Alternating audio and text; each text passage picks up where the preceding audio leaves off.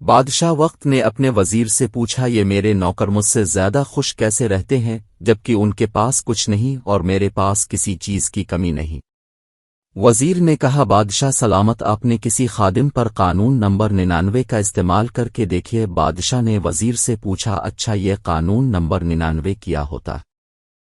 اس نے کہا، بادشاہ سلامت، ایک سراہی میں 99 درہم ڈال کر سراہی پر لکھیے، اس میں تمہارے لیے 100 درہم ہدیہ ہے۔ رات کو کسی خادم کے گھر کے دروازے کے سامنے رکھ کر دروازہ کھٹکھٹا کر چھپ جائے اور پھر تماشا دیکھ لیجیے۔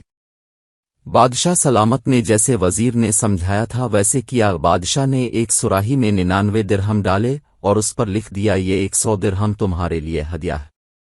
بادشاہ نے ایک خادم کے دروازے پر رکھ دیا اور دروازہ کھٹکھٹایا اور چپ کر تماشا دیکھنا شروع کر دیا۔ اندر سے خادم نکلا، سراہی اٹھائی اور گھر چلا گیا۔ درہم گنے تو 99 نکلے جبکہ سراہی پر لکھا ہوا تھا کہ 100 درہم۔ سوچا یقیناً ایک درہم کہیں باہر گم ہو گیا ہے۔ خادم اور اس کے گھر والے سب باہر نکلے اور درہم کی تلاش شروع کر دی۔ ان کی ساری رات اسی تلاش میں گزر گئی۔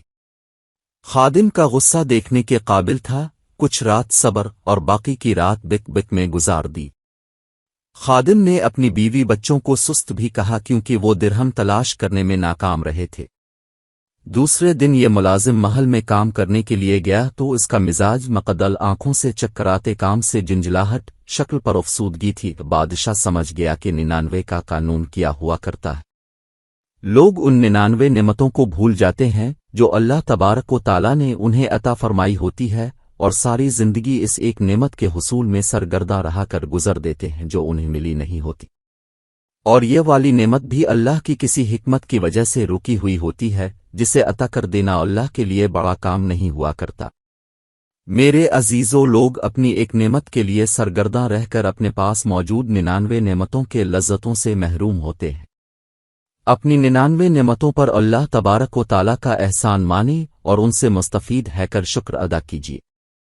اللہ ہمیں اپنا شکر گزار بندہ بنا دے۔ اللہ پاک ہم سب کو سے سمجھنے اور نیک اعمال کرنے کی توفیق عطا فرمائے۔